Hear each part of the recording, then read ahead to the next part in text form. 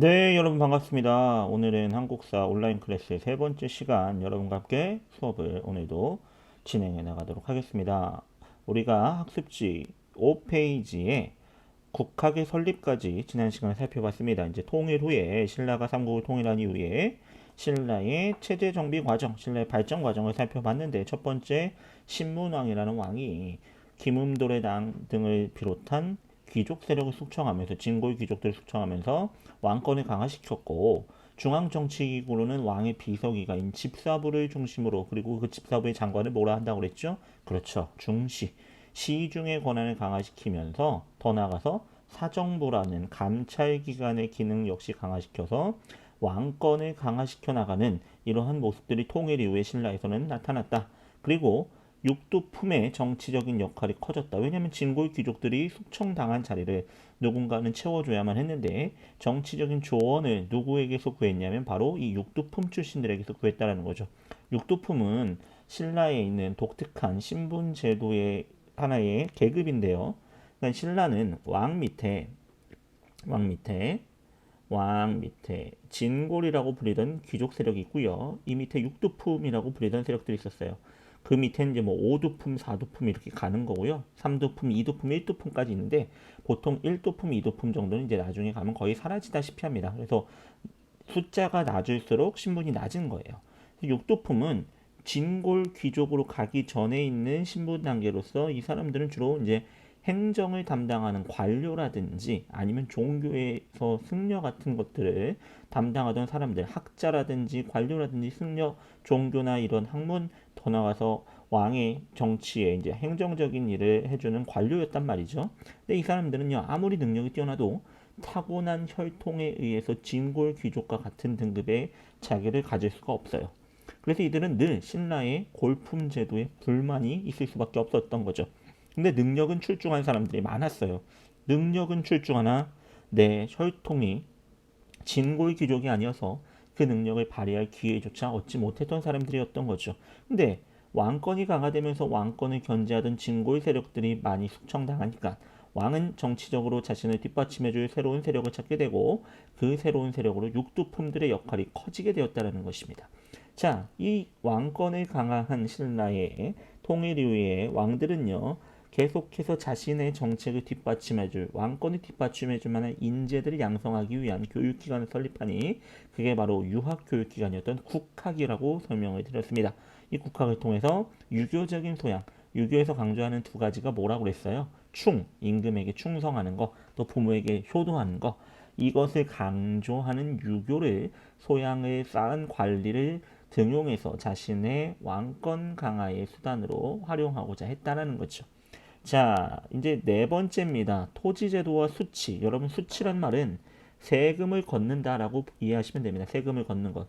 토지를 어떻게 나눠주고 세금을 어떻게 걷었는지를 한번 보도록 하겠습니다. 첫 번째는 관료전 지급 노급 폐지라고 나와 있고 선생님 별표 쳤습니다. 이 부분은 굉장히 중요한 변화입니다. 통일 이후 신라에서 반드시 알아둬야 되는 경제 부분에서 변화입니다. 그럼 관료전은 뭐고 노급은 무엇인지 좀 기본적인 개념 이해가 돼야 되잖아요. 그래서 노급과 관료전을 좀 비교를 해보도록 하겠습니다. 노급은 뭐냐? 노급과 관료전은 둘 다 나라의 관리들에게 지급됐던 거예요. 나라의 관리들에게 지급됐던 토지입니다. 나라의 관리들에게 지급했던 토지입니다. 근데 이 노급과 관료전은 일단 기본적으로 나라의 관리로 일해야지 받을 수 있는 겁니다. 노급 같은 경우는 나라의 공을 세운 사람에게 왕이 특정한 지역을 일정 부분의 땅을 하사하기도 합니다. 근데 노급은요, 그 왕이 하사한 땅에서 이 땅을 받은 사람이 어떤 거를 할 수 있냐면 첫 번째 기본적으로 세금을 거둘 수 있었어요. 옛날의 말로 세금을 조세라고 불렀거든요. 조세. 조세를 거둘 수 있는 조세 수취권, 세금을 거둘 수 있는 권한도 있고요. 더 나아가서 그 땅에 살고 있는 백성들의 노동력까지도 징발할 수 있는 권한도 줬습니다. 노급 같은 경우는요. 노급은 조세도 걷고 노동력 증발도 가능합니다. 반면 관료전은 뭐냐면 세금 거두는 건 가능해요. 관리로 인한 대가로 왕으로부터 특정한 지역의 땅을 하사받아요. 그럼 그 땅에서 나오는 생산물의 일부를 세금으로 받을 수 있어요. 조세를 거둘 수 있는 조세 수취권을 줍니다. 근데 노동력 징발은 안 되는 거예요. 그 마을에 살고 있는 백성들은 함부로 노동력을 징발할 수 있는 권한은 없어졌다라는 거예요. 이건 무엇이냐면 통일 이전까지 삼국 시대 경쟁 시대 속에 있던 신라에서는 귀족들은요 노급을 통해서 자신들의 경제적인 기반을 그걸 통해서 계속해서 확보할 수 있었습니다. 땅을 하사받고 그 땅에서 세금을 걷고 그 땅에 살고 있는 사람들을 자신의 노동력으로 이렇게 징발해서 자신의 부를 계속 축적하는데 활용할 수 있었던 거죠. 근데 여러분 노동력 징발이란 것은 잘 생각해 보면 이 지역에 살고 있는 농민들에게 농기구를 주면 농민이지만 이들에게 칼을 쥐어주게 되면 어떻게 됩니까? 한순간 군사로 돌변할 수 있고 그것이 바로 왕을 위협할 수도 있는 위험한 상황인 거죠. 그래서 왕권이 강화된 신라에서는 이 귀족들의 경제적 기반까지 약화시키기 위해서 바로 노급을 폐지하고 그 전까지 귀족들에게 너 귀족 관료로서 관리로서 나라의 관리로서 일한 거에 대한 대가로 땅을 주고 그 땅에서 세금도 걷고 네가 노동력도 가져가라고 했던 거에서 관료전이라는 이름으로 관리로 일한 대가 월급 같은 걸 주는 거죠. 대가를 주면서 너 세금 걷는 거 가능한데 그 땅에서 노동력 징발은 안 돼. 노동력은 그 지역에 살고 있는 백성들을 이렇게 함부로 징발할 수 있는 건 왕만이 할 수 있는 거야. 그리고 모든 백성들은 국가가 지배하고 다스리는 거야. 라는 국가의 지배력을 강화하고자 하는 모습을 볼 수 있다라는 거죠. 이 관료전 지급과 노급 폐지가 신문왕 때 이뤄집니다. 그러면서 왕권이 엄청나게 강화되기 시작하는 거예요. 신문왕에서 신라의 통일 이후에 왕권 강화에 있어서는 굉장히 중요한 인물입니다. 신문왕 기억을 합시다. 자, 그리고 이 신라 시대, 그 남북국 시대의 신라죠. 신라 시대의 이 지방에서 세금을 어떻게 걷었는지를 보여주는 하나의 문서가 발견됐으니 그 문서의 이름을 우리는 신라 촌락 문서라고 합니다. 촌락에서 발견된 문서인데요. 이게 오늘 교과서에 있는 거예요. 26쪽에. 오늘날의 충북의 청주 지역에 근처에 있던 네 개의 촌의 기록을 남긴 건데요. 남겨진 기록 문서인데요. 일본의 도다이사라는 절에서 발견됐어요. 근데 여기 보면 어떤 것들이 적혀 있냐면 여러분 우리 교과서를 보면은 요 내용이 실려 있는데요. 이 문서를 확대한 게 나와요. 여기 보면 이 마을에 논이 얼마 있고 밭이 얼마 있고 사람은 얼마가 있는지 또 그 중에서 노비는 얼마고 일할 수 있는 남자와 일할 수 있는 성인 여자는 얼마고 어린아이는 얼마고 뭐 노인 이런 건 얼마나 되느냐 또 말과 소 같은 가축은 몇 마리가 있고 마을에 나무는 몇 그루가 있느냐 이런 것들이 세세하게 기록이 되어 있습니다. 이 문서는 기본적으로 3년마다 한 번씩 작성을 해서 누가 작성하냐면 우리가 지난번에 배웠던 말단 행정구역은 지방의 토착 세력이 여기 보시면 토착 세력이 실무를 담당한다라는 게 나와 있죠. 토착 세력에 의해서 그러니까 그런 사람들을 뭐라고 하냐면 촌에 있어서 촌의 주인 역할을 하는 사람, 촌주라고 불리던 사람들이 이 마을의 재정적인 상황이라든지 인구 상황 같은 것을 조사해서 국가에 보고합니다. 이거 왜 작성했냐? 바로 화살표 오른쪽에 있던 것처럼 백성 노동력으로 증발할 수 있는 인구가 얼마나 되느냐? 그리고 그 마을에서 생산해낼 수 있는 논, 밭도 가축, 나무 같은 것들이 얼마나 있느냐 이런 자원을 철저히 관리하고 있었음을 보여주는 수치, 세금을 걷기 위한 용도로 이런 문서를 작성했구나라는 것을 우리가 알 수 있다는 거죠. 신라 촌락 문서를 통해서. 이 신라 촌락 문서가 예전에는 민정 문서라고도 불렸어요. 민정 문서라고도 불렸는데 오늘날에는 신라의 마을에서 작성한 문서 그런 의미로 신라 촌락 문서라고 합니다. 이거 역시도 여러분이 기억을 하셔야만 해요. 3년에 한 번씩 작성됐구나 기억을 해두시기 바랍니다.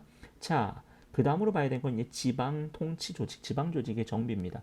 우리가 앞에 1번, 2번, 3번 같은 경우는 이제 중앙 통치 조직을 정비한 거라면 이제 5번 같은 경우는 지방을 어떻게 다스릴 건지를 나타내고 있는데 여러분 신라의 땅이 갑자기 넓어졌어요. 예전 고구려 땅의 일부와 백제 땅 전부를 갑자기 병합한 나라가 돼버렸죠. 그러면 지방 통치 조직, 지방 조직도 역시 다시 한번 새롭게 정비할 필요가 있단 말이죠. 그래서 신라는 어떻게 하냐면 전국을 9개의 주라는 큰 단위의 행정구로 나눕니다. 그래서 옛 고구려 땅에 3개의 주, 옛날 백제 땅에 3개의 주, 그리고 신라 땅에 3개의 주, 이렇게 3개씩 주를 설치해서 총 9개의 주를 설치합니다. 오늘날 치면 우리로 치면은 도 개념이라고 보시면 될 거예요. 경기도, 뭐 충청도 같은 큰 행정 단위인 주를 설치합니다. 그래서 구주라고 하고요. 구주라고 하고요. 근데 신라의 수도가 어디냐면 지도 한번 보겠습니다. 여기 금성이에요. 오늘의 경주입니다. 한반도의 동남쪽에 치우쳐져 있어요. 동남쪽. 정중앙이 아니잖아요. 오늘날의 서울 같은 정중앙이 아니다 보니 신라라는 나라의 영역에서도 동남쪽에 치우쳐 있어요. 수도가. 그러다 보니까 여러 지역을 한 번에 컨트롤하기 어려운 부분들이 있을 거 아니겠어요? 그래서 이 수도에 한쪽으로 치우친 걸 좀 어려운 말로 편제성 한쪽으로 치우친다고 하는데 여기 나와 있듯이 동남쪽으로 치우친 이 편제성을 보완하기 위해서 보조 지방 행정구역을 하나 만듭니다. 그게 뭐냐면 바로 소경이라고 부르는 것들인데요. 소경. 경자를 붙여서 소경이라고 하는데 5군데의 소경을 설치합니다. 그게 바로 오소경입니다. 오늘날의 강원도 원주 지역에 이제 강릉과 원주 근처의 부건경, 충북 지역에 이제 충주 지역에 충청북도입니다. 중원경 그리고 서원경 그리고 옛 백제 지역에 이제 남원경, 옛 가야 땅의 금강경이라고 해서 수도가 치우친 것을 보완하기 위해 5개의 소경을 설치했습니다. 그래서 이 신라의 통일을 위해 신라 시대의 지방 조직을 우리는 한 단어로 구주 오소경 체제라고 합니다. 구주 오소경이라고 여러분이 정리해 두시면 될 것 같습니다. 9개의 주와 5개의 소경. 그래서 이 각각의 오소경에는 누구를 살게 했냐면 예전에 이제 백제 시대 때 살고 있던 사람들 아니면 가야에 살고 있던 뭐 왕족이나 귀족들 이런 사람들 이주시켜서 여기서 이제 문화를 발전시키기도 하고 또 감시하는 역할까지도 동시에 하고자 했던 거죠. 지방의 주요한 도시로 뭐 감시와 문화 발전 이런 것들을 동시 도모하기 위해서 수도의 치우침을 보완하기 위해서 오소경이라는 걸 설치했었다라는 걸 여러분이 한번 기억을 하셔야 될 것 같습니다. 이를 통해서 지방이 균형적으로 발전하는 것을 추구했다라고 한번 정리를 해봅시다. 마지막으로 이제 국가적 통합인데 그 전까지는 여러분 우리는 백제 사람, 우리는 신라 사람, 우리는 고구려 사람 각각 치열하게 몇백 년에 걸쳐서 전쟁을 벌이던 사람들이 갑자기 하루아침에 짠 이제는 우린 신라인이야 우리 한민족이니까 우리가 남이 아니잖아 같이 잘 살아야지 하면 그게 하루아침에 이루어지지 않을 거 아니에요. 여러분도 지금 새로운 반 친구들 만났는데 자 우리 같은 반이니까 다 같이 친하게 지내자 한다고 바로 친해지기는 힘든 것처럼 말이죠. 그래서 옛날 고구려와 백제의 사람들을 하나의 신라인으로 포섭하고 통합하기 위한 노력들을 하게 되는데요. 그 첫 번째가 바로 고구려와 백제의 옛날 관리들에게 관직을 주기 시작합니다. 관등, 신라의 관리의 등급을 매겨주는 거예요. 고구려에서 백제에서 했던 그 사람의 관리의 등급에 이제 비례해서 관직을 부여하고 관등을 주기 시작하는 거죠. 회유하는 거죠. 또 하나 신라의 중앙군대, 중앙 수비를 지키고 왕을 보호하는 군대는 구서당이라고 불렸거든요. 중앙군은 구서당이고요. 지방군은 십정이에요. 좀 참고로 알아두시면 신라의 군사제도는 중앙군, 구서당, 지방군 십정에서 구서당 십정이라고도 부릅니다. 여러분 신라의 지방조직은 구주, 오소경, 신라의 군대 조직은 중앙군, 구서당, 그리고 지방군 십정.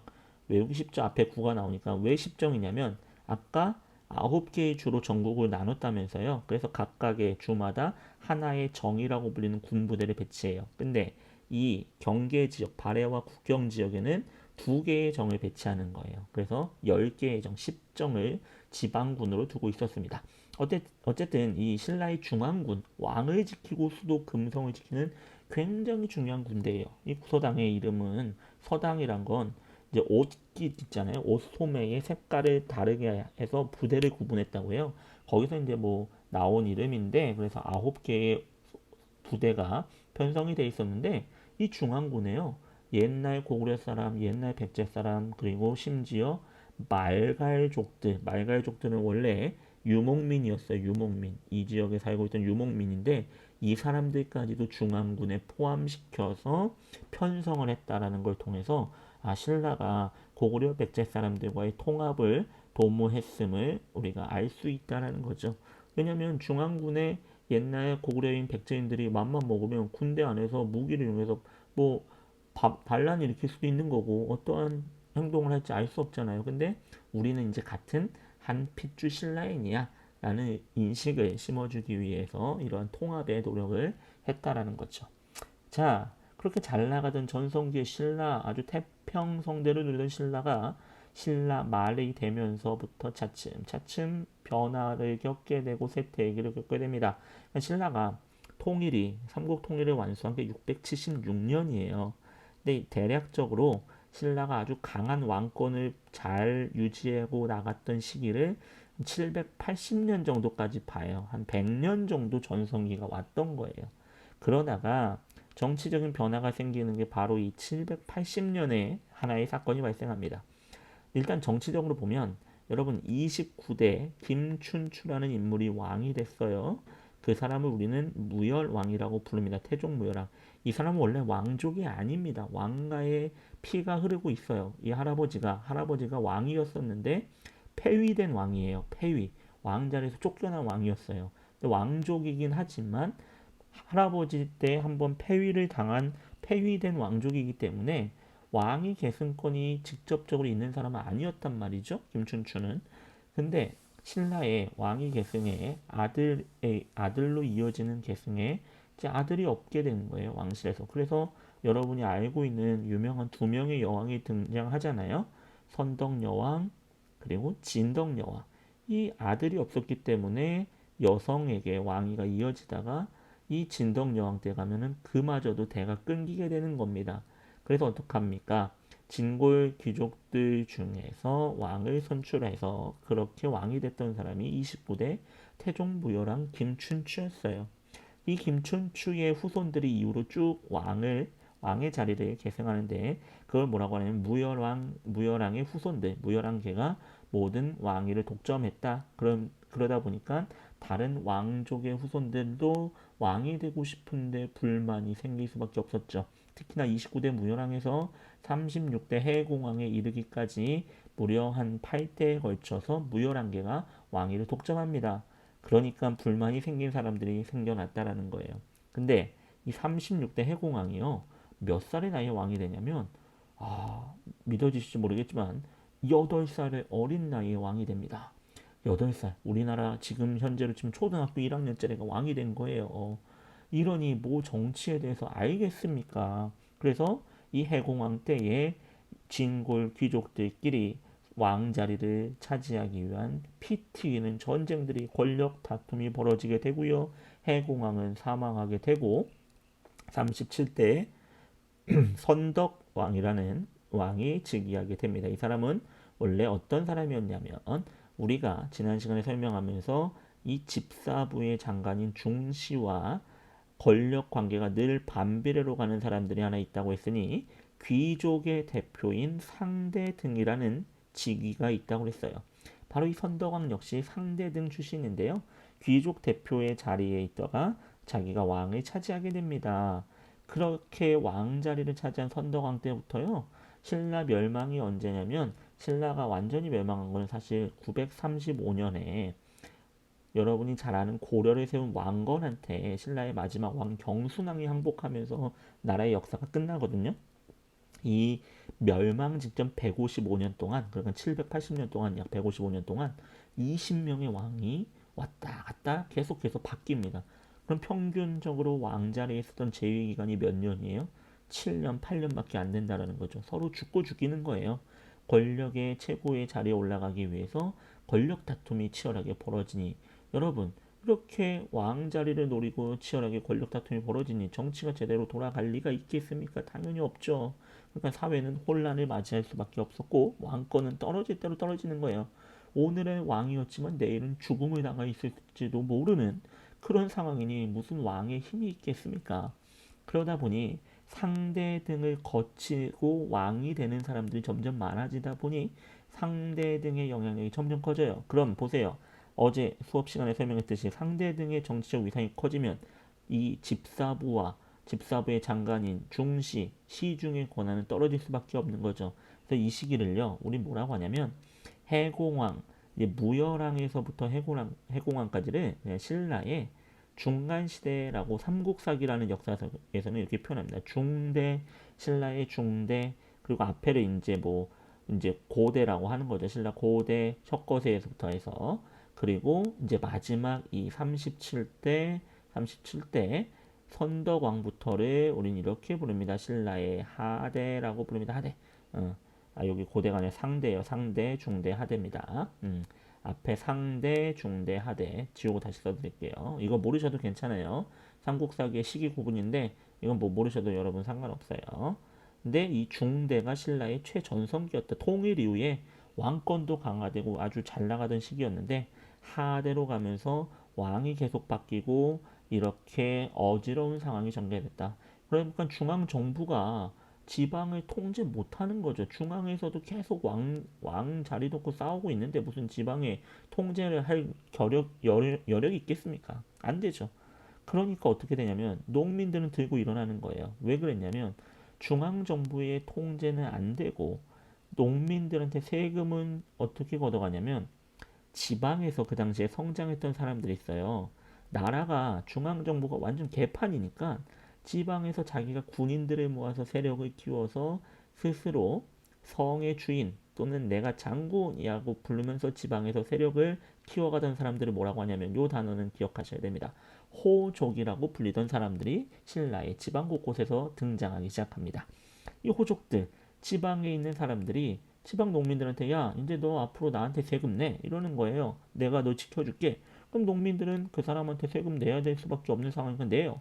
근데 중앙 정부에서는 야, 왜 세금 빨리 안 내는 거야? 세금 내야지 하면서 농민들을 또 이렇게 가혹하게 수치하는 거죠. 그러니까 농민들은 이중으로 세금 내고 나라가 해주는 건 없는데 계속 수탈하고 수치하니까 어떻게 해요? 차라리 그럴 바에 봉기를 일으켜서 들고 일어나서 이래 죽으나 저래 죽으나 한 번 죽는 거 똑같지 않냐?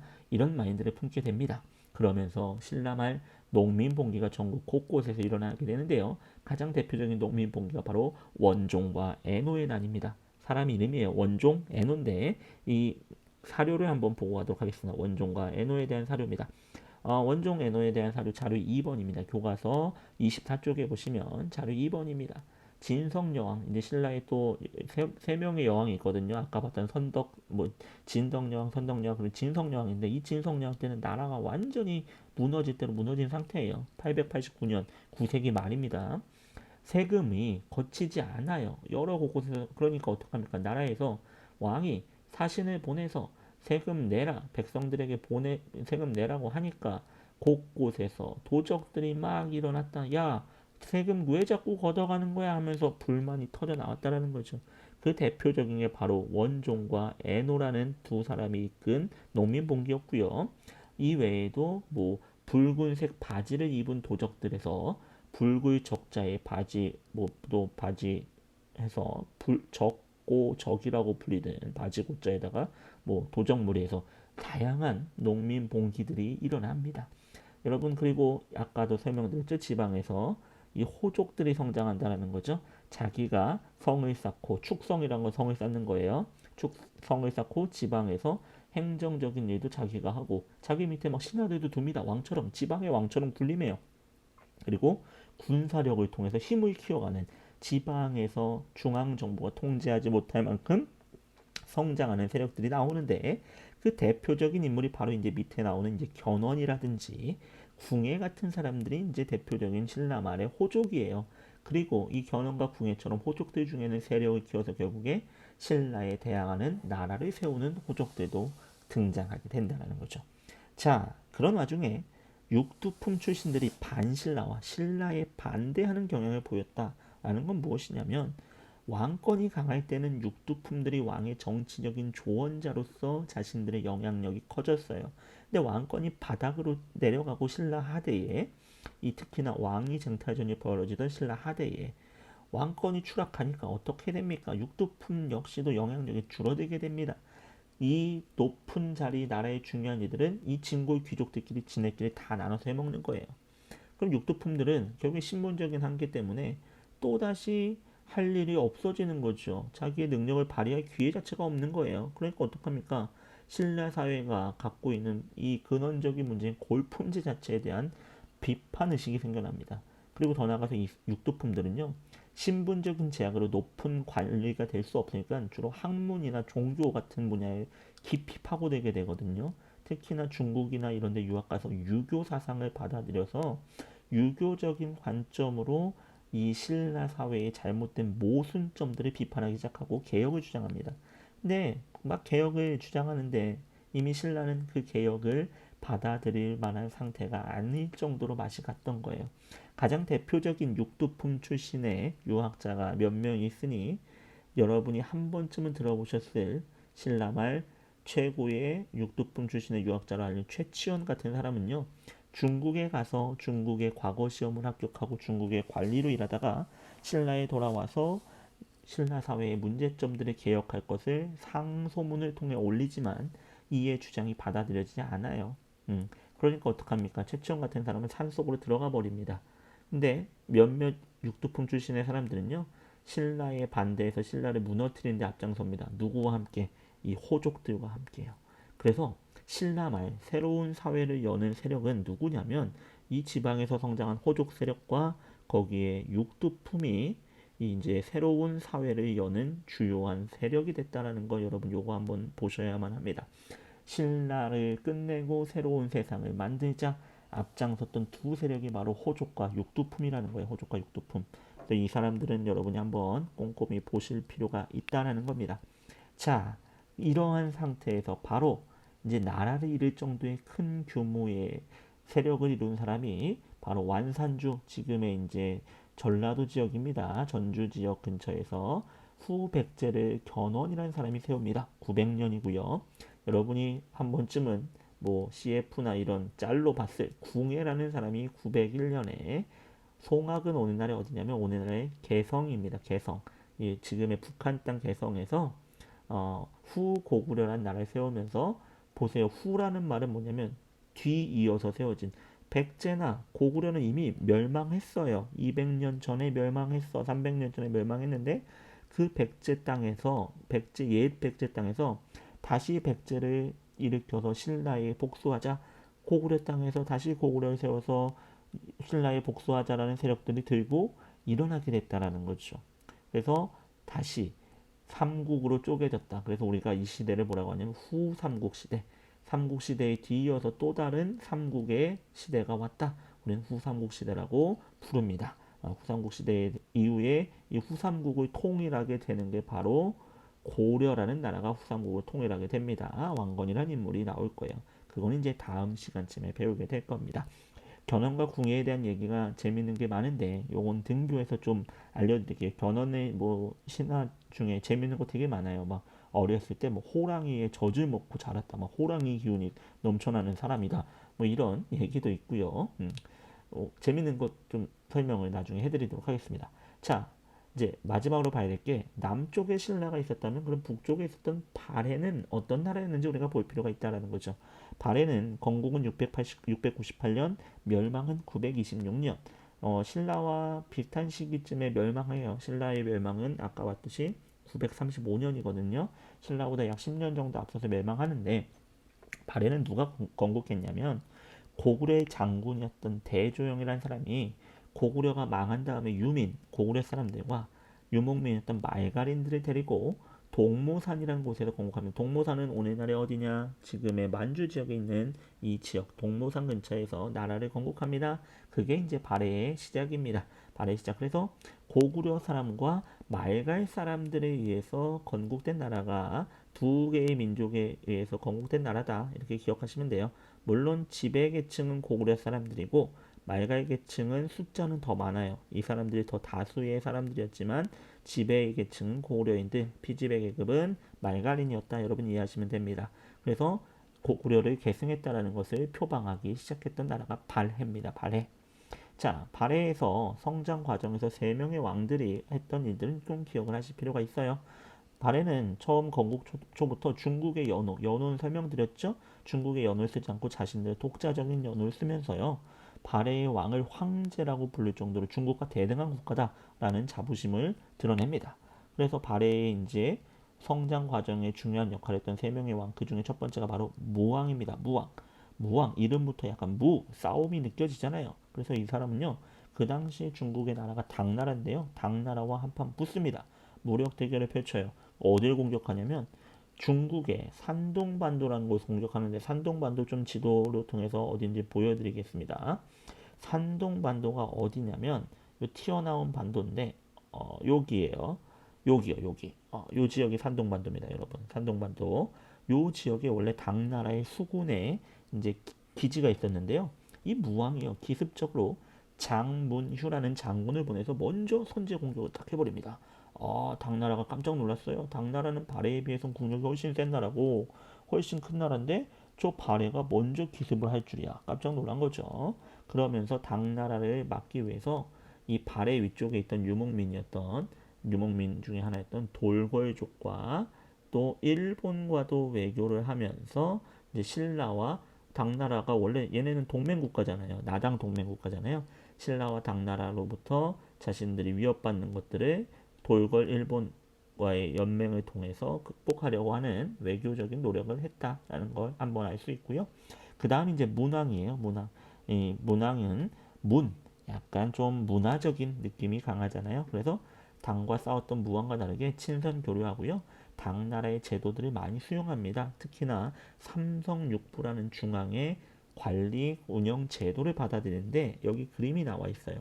삼성육부는 뭐냐면 왕 밑에 세 개의 성과 여섯 개의 부서를 두는 겁니다. 세 개의 성은 뭐냐면 오늘날 치면은 우리나라로 치면 무슨 중요한 뭐 국무총리실 뭐 이렇게 중요한 일을 결정하는 왕 밑에 모여서 신하들 중에서 높은 신하들이 모여서 회의하는 회의기구라고 보시면 돼요. 근데 그리고 그 삼성이라고 부르는 세 개의 성이 있고 그 밑에 이제 일을 실행하는 각각의 여섯 개의 부서 성격에 따라서 예를 들면 뭐 인사 관리들을 어디로 보내고 또 재정 또 나라의 교육과 관련된 거 군사와 관련된 거 뭐 공사와 관련된 거 법 관련된 거 각각의 성격에 따른 여섯 개의 실행 부서가 있는 건데 이게 원래는 당나라에서 출발했던 제도거든, 중국의 제도거든요. 근데 발해가 이걸 받아들여서 발해에서도 삼성 육부제를 운영하는데 그냥 그대로 모방한 게 아니라요. 이 원래 중국의 삼성의 이름은 다음과 같아요. 중서성, 문화성, 상서성인데요. 이름은 발해가 독자적으로 바꿔요. 그리고 육부의 이름도 원래는 이, 호, 예, 병 이거는 고려 시대 때도 나올 거고 조선 시대 때도 나올 거예요. 미리 알아두시면 좋아요. 이호 예병 형공이라서 인사를 담당하는 부서, 재정 담당, 교육 담당, 군사 담당, 형벌 담당, 토목 담당하는 부서가 있었는데 이 이름도 유교에서 중요하게 여기는 여섯 개의 이름으로 이렇게 독자적으로 불렸다라는 거죠. 그러니까 삼성육군 중국 건데 독자적으로 이렇게 운영했다라는 걸 통해서 발해의 독자성을 또 알 수 있습니다. 그 다음에 이제 선왕 때가 바로 최전성기입니다. 최전성기. 선왕 때가 이제 전성기에서 이때는요 뭐 하냐면 말갈 세력 대부분 원래 피집의 계급했지만 말갈들이 여러 말갈로 나눠져 있었거든요. 그 말갈들을 대부분 다 발해에 복속시키고 요동 요동이 어디예요? 요 야호어강 동쪽 요동 지역으로 넓히고 더 나가서 연해주가 어디냐? 여기입니다. 오늘날에는 이제 러시아 땅인 이 연해주 지역까지 영토를 넓혔던 게 바로 선왕 때고요. 그리고 지방 행정을 신라는 아까 뭐라고 했죠? 구주, 오소경. 발해는 조금 더 복잡해. 오경, 15부, 62주인데 수도가 다섯 개야. 수도로 불리는 지역이 여기 보면 상, 중, 동, 서, 남경에서 시기별로 막 옮겨 다녀. 상경에서 중경으로, 중경에서 또 상경으로 왔다 갔다 하는데 다섯 개의 경과 지방은 15부라고 불리는 큰 행정 단위와 그 밑에 62개의 주가 있어서 지방을 관리했습니다. 신라보다는 면적이 크다 보니까 지방 행정도 더 커질 수밖에 없었다라는 거죠. 그래서 어떡하냐? 주변의 나라들이요. 이 발해를 뭐라고 부르냐면 바닷가 동쪽에 아주 융성한 나라 해동성국이라고 불렸던 게 바로 9세기 선왕 시기의 일이었다라는 거죠. 근데 이 잘 나가던 발해가요. 갑자기 10세기 들어서 지배층 내부에 내분이 발생하고요. 그리고 이 북쪽에서 성장했던 거란이라는 유목민족이 세운 나라가 있어요. 요 나라예요. 요거 외우기 쉬워요. 왜냐면 다음에 여진이라는 나라가 세운 나라는 금나라가 있거든요. 거란족 요 나라, 여진족 금나라 외우기 어렵잖아요. 요거 생각해 보세요. 요거 하면은 뭐 요 나라 하면 거란족이 세웠구나. 여러분이 이해하시기 빠를 거예요. 이 거란은 공격에 의해서 926년에 멸망하게 되고요. 발해의 유민들은 발해의 왕자였던 대광현, 발해를 세운 사람이 대시잖아요. 여기 대시. 대광현이라는 사람이 이제 그 당시에 한반도에 있던 고려의 망명을 가면서 발해의 사람들이 고려로 또 흡수되는 그러한 과정을 겪게 됩니다. 자, 여기까지가 이제 발해까지에 대한 설명이었습니다.